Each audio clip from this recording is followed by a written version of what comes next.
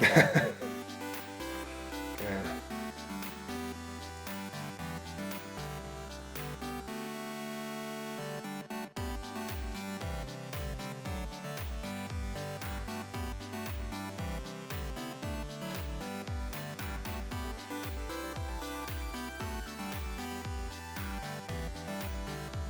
Hey, buddy, what's up? Oh my god! Ooh. Why are you like this? Oh, quit whining. Ooh, Attack on Titan. This is what we're going to do next, right? Oh, man, I love this show. 25 the hard way. Here we come. Nice. Will? Oh, yeah, of course it's gonna be fucking great. But we're not done with cover by cover yet. We still got one more episode to go. Oh, yeah, that's right, we do. What are we doing again? Are you serious? No. Of course I'm not serious. I know exactly what we're doing. Okay. It's not Attack on Titan. The show that we are going to review last for the season is Pupa? You know, I don't know what disappoints me more. The fact that that abomination keeps getting brought up in our videos, or that you thought it would be a fitting end to the season. You're right, I'm sorry. Okay, the show we're doing last. It's Steins Oh, Steins Gate! Yep, I knew that all along. I was just testing you, really, is what this was coming down to, so. Yeah, well, I better get going. I have to eat my cat.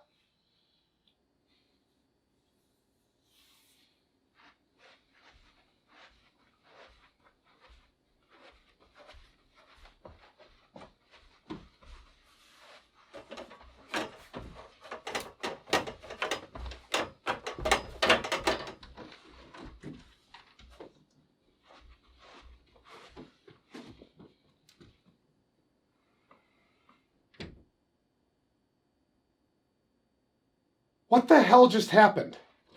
Your mom just happened. Got him.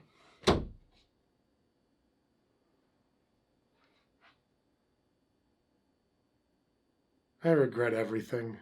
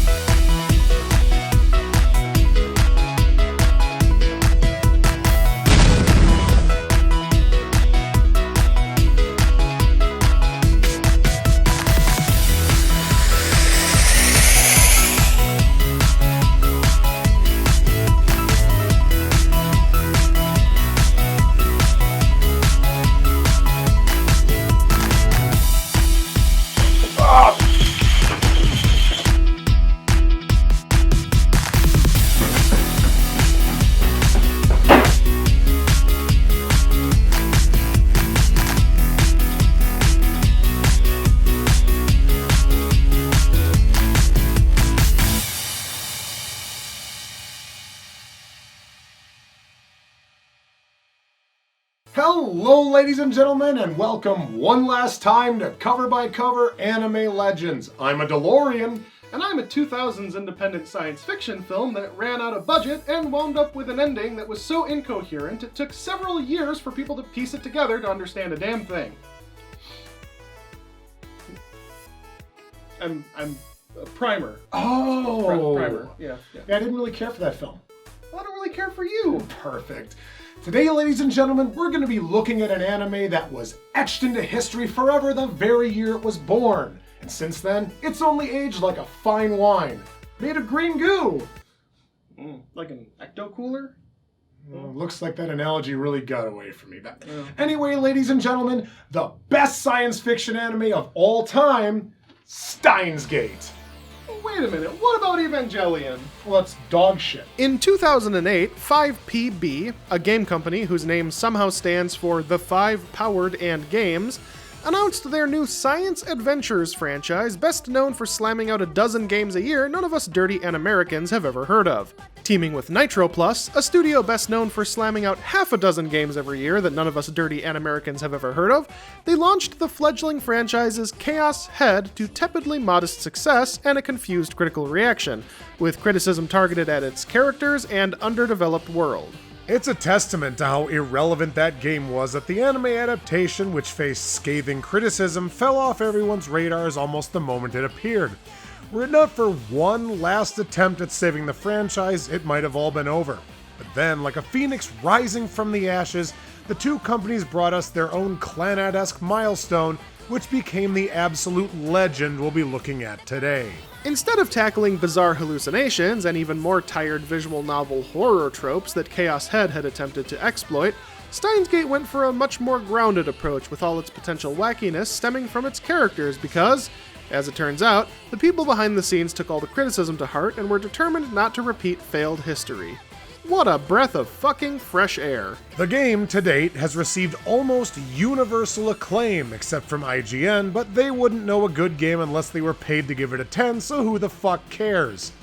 Over the last decade since its release, it has been called everything from purely outstanding to the greatest adventure game of all time, and, apparently, anyone who doesn't like it is a, quote, dirty norm fag, according to all of Japan. Can confirm.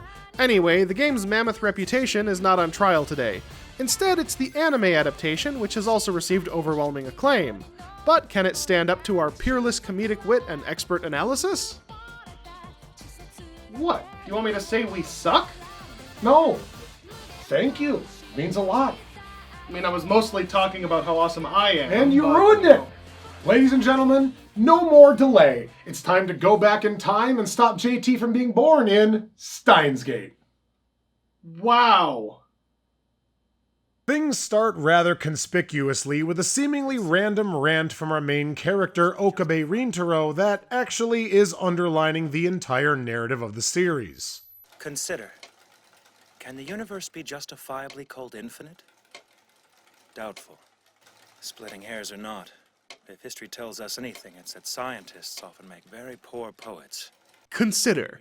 Did Will just give a huge spoiler? Almost certainly. What an asshole. Hey, fuck you too, dickhead. Anyway, Okabe says all this to his coping phone and not an actual person. My guess is that he's preparing for the next time he'll have to interact with a real breathing human. Ah, Jesus Christ, look out, a girl! Why? I thought I saw a terrorism.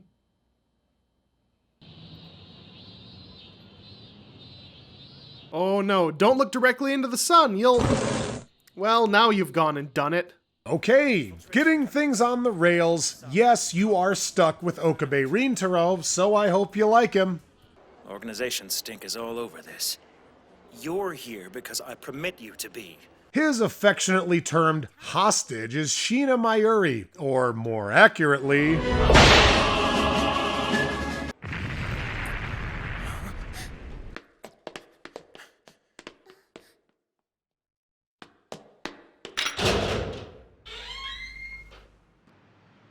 Touchdown! Go Packers! You do realize that's not touchdown, right? Football. A lot of small things are happening right now to maintain continuity and set up the beginning of our story in deep detail because that'll be very important later on in this time travel anime. Fucking spoilers! Your talking privileges are revoked. Mayuri goes full ooh-woo over a metal Oompa Loompa or something. Metal Oompa! Your talking privileges are revoked! Anyway, Okabe heads back to his time travel lecture given by this guy, Dr. Nakabachi. I don't trust that ascot at all. I smell a douche. Doctor! Save your questions until... I have none, sir. Please, world lines, curb black holes, 2 words, sir. John Teeter. I submit to all and sundry that you have shamelessly plagiarized the decade-old scratchings of an internet meme. Oh, please. I knew it! More like knock a bitch. Excuse us.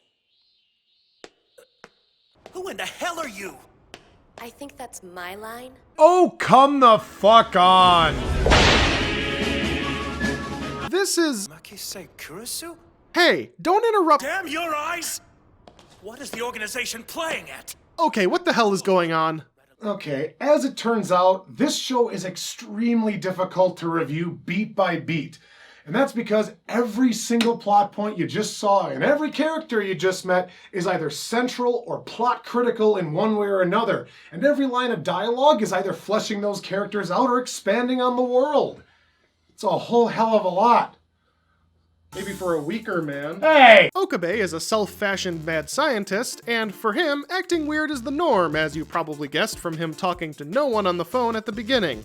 He's super oddball and awkward, but as this scene just demonstrated, he's not an idiot or a dunce. He actually knows a lot about what he plays at being, even though he doesn't have the actual scientific learning to back it up as he's still in college. And also a NEET. Which brings us full circle to this. Oh, what were you trying to tell me back there? They let you out of a nut house? Fear not, I'll give her the slip somehow. Perhaps. It's not on. Sure. Asks if they let her out of some nut house. Immediately acts like a lunatic. Flawless execution, really. Think back 15 minutes. You were trying your damnedest to tell me something, and going by the look you had on your face, it was worth hearing. Nice, but don't think to ensnare me with this gambit. Wait, Clearly a lunatic.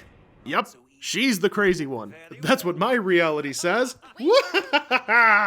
Okabe gets a weird scrambled video message on his phone, but he's interrupted by Mayuri, who is so inconceivably incompetent that while walking around in a vacant building by herself, she managed to lose her prized metal Oopa. Immediately. My Oopa's gone missing. I wrote my name on it and everything. You have any idea how much a metal Oopa goes for on eBay? We're talking 10,000 yen! 10,000 yen? Well, I'm sure there's somebody somewhere Would do. not even a little bit surprised. I'm not gonna sell it! Don't...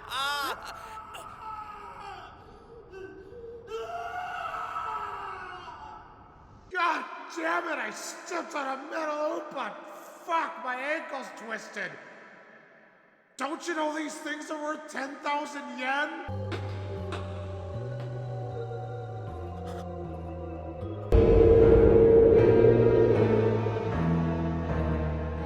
Holy crap. Well, guess we're already down my waifu. I'll just see myself out. You, Oh, sorry, go ahead. enjoy. Okay.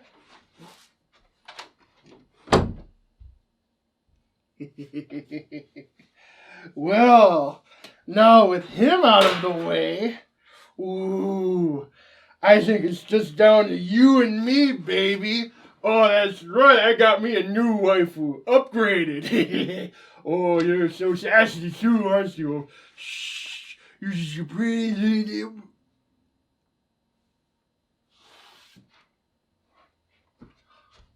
Some people have no respect for privacy, jeez.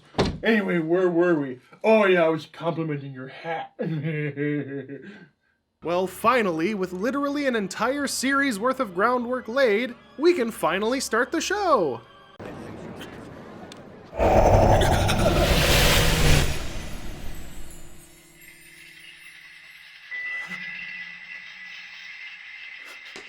Well, there goes the neighborhood. More like there goes the universe.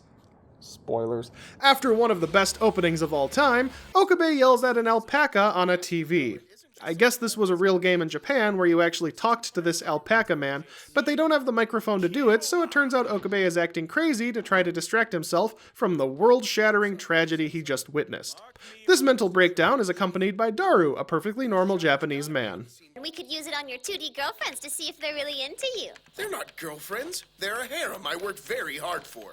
Accurate. Anyway, Daru puts the news on, which slams Okabe back to reality. He can't make heads or tails of this new Berenstain Bears timeline, so he acts even crazier and talks about Steins Gate, a word that, like everything else he says, is just nonsense. After we meet the TV salesman, Mr. Braun, we get a look at a bizarre science experiment that the group has apparently been conducting over and over again. They've created a device called the phone wave, which was originally just intended to be a microwave you could control with your phone, but for some reason it keeps turning all the food put into it into green goop. Typical result. Great big gobs of greasy, grimy gopher guts. Doesn't do that to my chicken tenders. Well, I don't know what they're complaining about. It is literally impossible to make a banana-shaped Jell-O. I've been trying for decades, so I should know. Okay, thanks. Anyway, after this umpteen millionth result, Okabe and Daru go scope out the lecture hall, but it's closed off due to, the enormous something smashed in the roof. However, this, if you can believe it, is when things start to get actually crazy. Violation of my basic rights, douchebag! I sent you a text. Huh? About Makise Kurisu's murder. Dude, that was like so last week. Received July 23rd, 12:56 p.m. What? Spill it. My text traveled backward in time. What?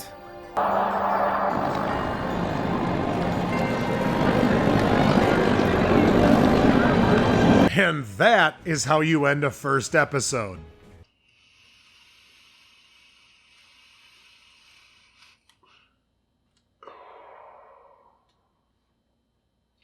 Was it as good for you as it was for me?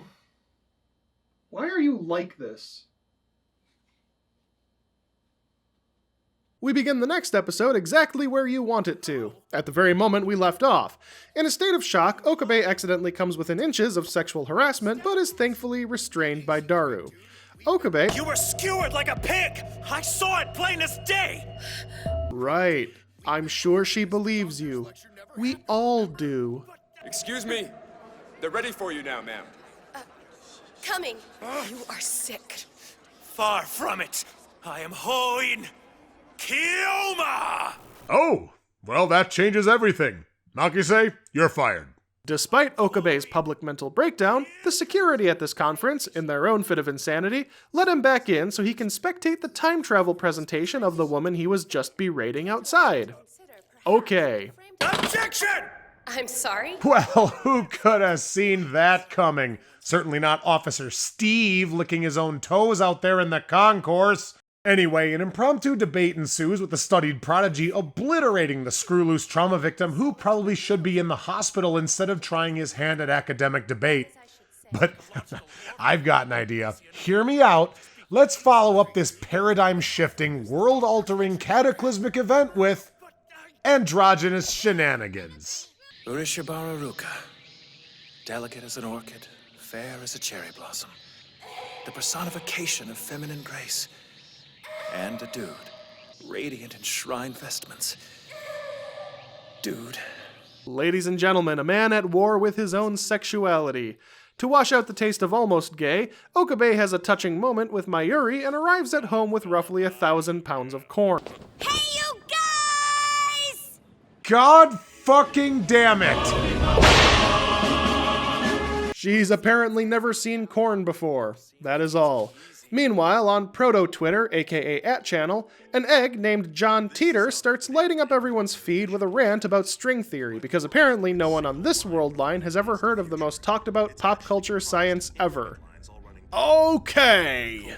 Okabe also has enough of the diatribe and starts trying to search up the old John Teeter from 10 years earlier, who, as it just so happens, no longer exists. Where'd you move my books? I'm sorry? The ones I had on John Teeter, man. Who the hell is John Teeter? You know, this begs the question, is there a world line somewhere out there in the panscape of time where the new Star Wars trilogy doesn't suck? No. John Teeter says he has never been to the year 2000, and this transitions via the most organic non sequitur to... You know what? No, you stop that. This girl's way too serious of a character for your sophomoric crap, JT. But you edited it in! Nothing happened. That's right, old buddy. Can I show you something? Sure. This. So, girl, you into old computers? How about fitting this dick in your ass? Stop! Kiryu Moeka demands Daru's phone number. Why? Find out later. Even after blackmailing Okabe, he refuses, and when he tries to give her his phone number, she reveals that her phone is her husbando. Allow me. Okay then, I hope he gives great cyber jobs. It's at this point where the show kicks into establishment overdrive, as if it wasn't there already. We meet Ferris, maid cafe magnate and sidekick in Okabe's ramblings, and then that old computer, the IBM 5100, gets exposited into the atmosphere. Dude, it's not just retro, it's like the rarest of the rare. What do you think it's worth? PCs were still so pricey back then, not many people had the scratch lying around to buy one. There's nothing wrong with setting up a lot of things right away because all the parts are about to start moving, but we also end up cutting from Undead Kurisu to Shrinekin to Tumblerette to Cat Queen to a fucking microscope. If there was something to criticize here, it's that this is insanely jarring. However, in current frame, Okabe and Daru conduct another banana test, but they only use one this time as Mayuri protests. Then, for the second straight episode, we are left with one of the best cliffhangers you could imagine. Open your eyes! How else does an ordinary banana go from...